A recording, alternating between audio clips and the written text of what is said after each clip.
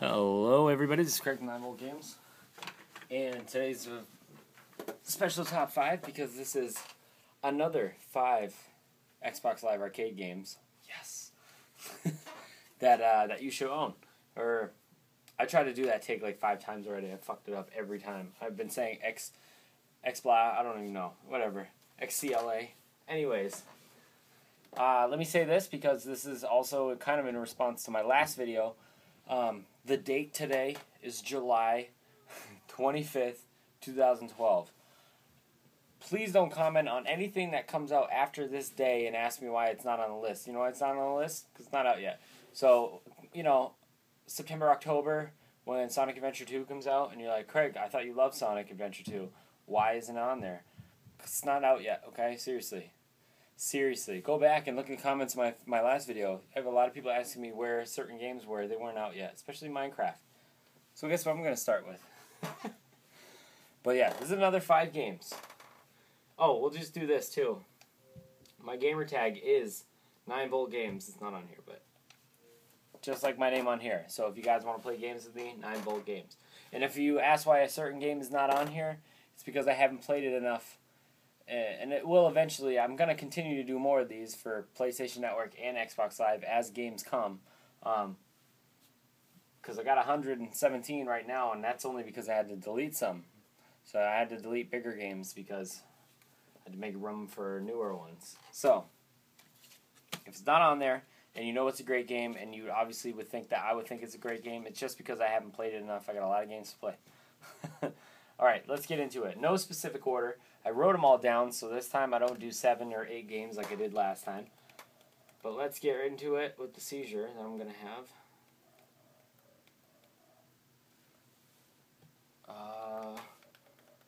Sorry guys, I'm not prepared. Yes, here we go. Minecraft. Oh, they added more points. The adventure expansion, huh? God damn it.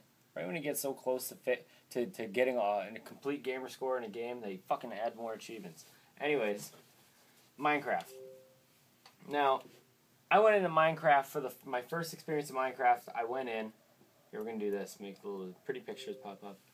My first experience in Minecraft is that I went in and I played on Xbox first. I did not play the PC version. I fucked around with the PC version, but I didn't really get into it. So I played the Xbox version for 40 to 50 hours before I even touched the PC version. And I think that actually, I think that actually made me appreciate this version a lot more. For the simple fact that it's like a diet version of what is available on PC. What's available on PC is unlimited. What's available on Xbox is limited. However, it's limited with you being able to play it with your friends, 4-player co-op, and you can build worlds together. I mean, sure, it's not as good as the PC one, like I said. It is cheaper than the PC one.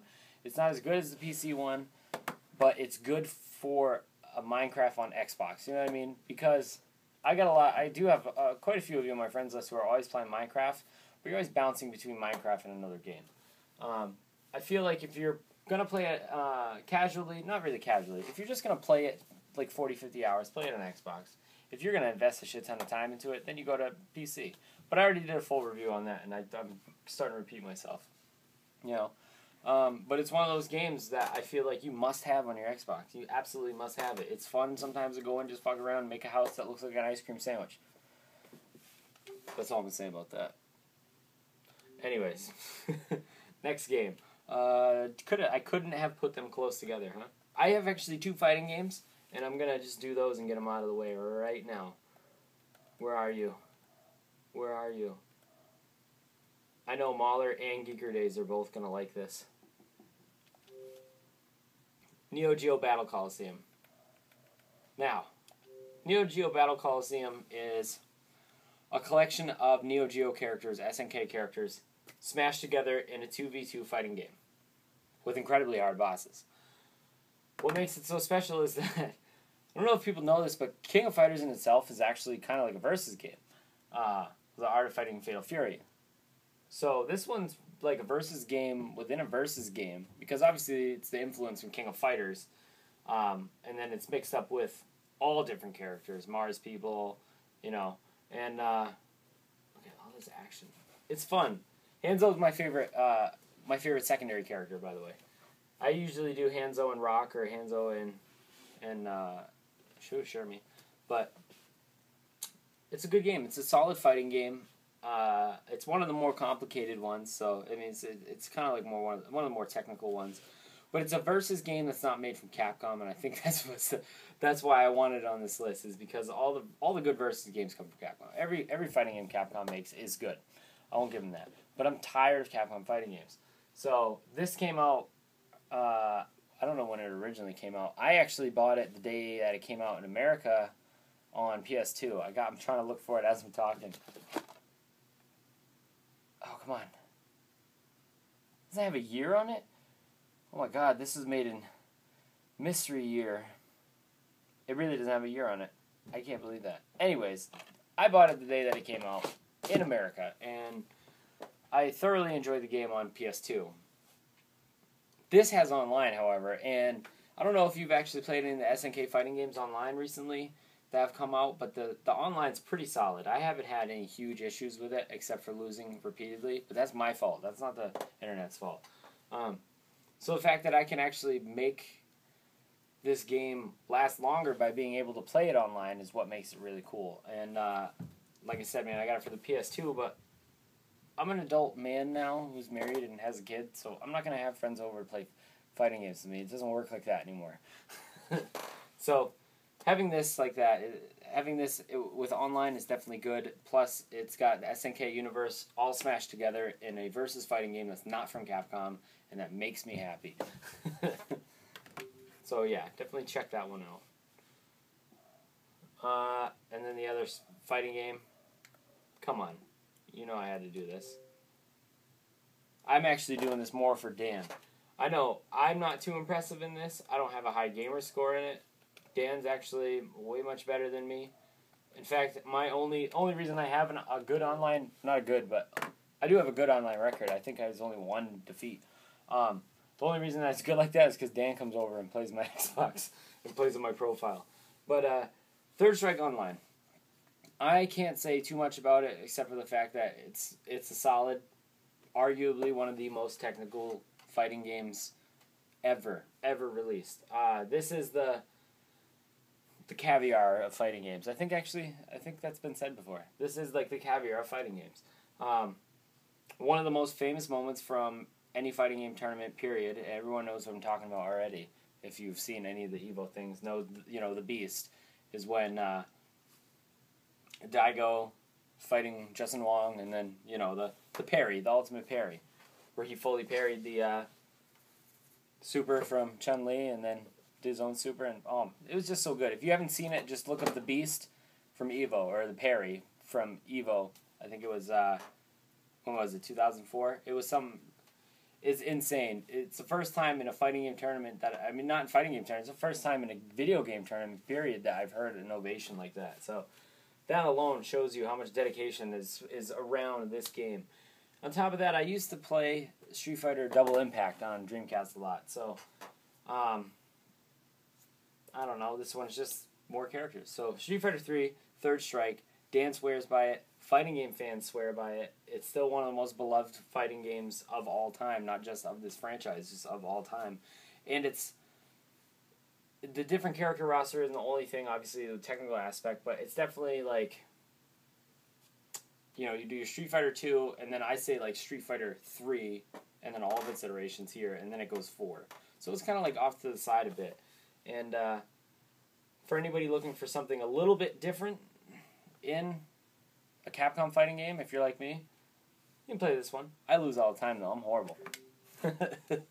So, what I do. In Minecraft, NeoGeo Battle Colosseum, Third Strike. Alright, let's get away from fighting games, and let's do... Where are you? Gunstar Heroes.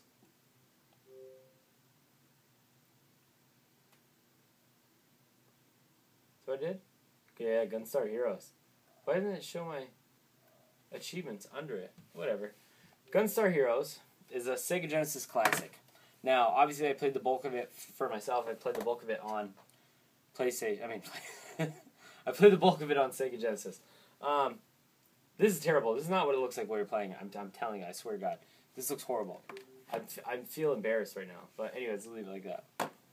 Gunstar Heroes is a side-scrolling shooter. It's an extremely epic side-scrolling shooter. You get to pick your weapon, and it's multiplayer. That's really all I can say about it.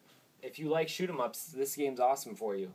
It's challenging. It's fun to play with friends. It's fun to play when you're drunk. And it's really hard for me to sell to you right now because I know there's a lot of these on Xbox Live, and out of all the ones that I played, I can tell you that you'll get your money's worth if you play this game. Oh, mainly because it's cheap. It's cheaper than a lot of the rest, but it's definitely one of my beloved childhood games. If you ask anybody who owned a Sega if they own this, it's a very beloved game, so much so that I saw the game at that store I went to last weekend for $44 without a case. Without a case. It's definitely a really sought-after game, and the fact that there is a digital version, there is a digital version, and it's a Sega Vintage, you know? I mean, let's put it this way. If you're going to mine back and grab games in your company like Sega, you're not going to mine back and grab crappy games. So, I don't know. I feel like I need to play. You know what I feel like? I feel like I need to do a review of this game for you to see what I'm talking about. So, review forthcoming, because I've been defeated by words. And then this one. This one, I'm sorry, I don't know if it's actually available anymore. But I'm gonna do it anyways. This game was fun as hell. Outpost Kaluki. You can correct me if I say it wrong. I've been saying it like this since I bought it. This is one of the, I believe one of the first downloadable games on Xbox Live Arcade.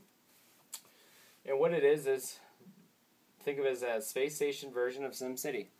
You basically are given a hub with a certain amount of prongs, and it's a space station. And first you start off as like you're the rest stop for the galaxy. And you go through and then you like slowly upgrade. You make like a snack stand. You know what I mean? And then when you get a certain amount of people and you get enough resources, and that snack stand becomes a restaurant, and it becomes a 5-star restaurant, and then becomes a fucking mini mall. It's basically that. And while if you're not a fan of the simulation games, I'm a huge fan of simulation games, so keep that in mind when I tell you this. If you're a fan of simulation games, you'll like this game. You can think of it as like a light version of SimCity, where everything is clearly just managed in one small area. However, the further you get into the game, the bigger your shit becomes. And, you'll be doing like, you'll be managing 20 restaurants or 20 different areas at one time, and it's insane. And basically, the whole point of the game is that you need to raise enough money to impress this girl's dad and marry her. Whatever, it's a love story.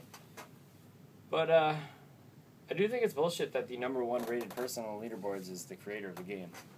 But that's anyways, whatever. I won't even come close to that. But you basically need to manage your customers' happiness with how much money you're making, how much money is being put into the business, and how much money is getting squeezed out of it, how much you're doing for resources, blah, blah, blah. If that doesn't sound appealing to you, I'm sorry. I'm trying to spread this out so everyone can be involved. But the game is fun if you are a fan of simulation games. So if you've avoided it because it's extremely old, or people just don't know about it because it's extremely old, you should definitely check it out. I don't know what they have as far as demo. I think they have the first space station, but first space station, you get a real good gist of what is to come.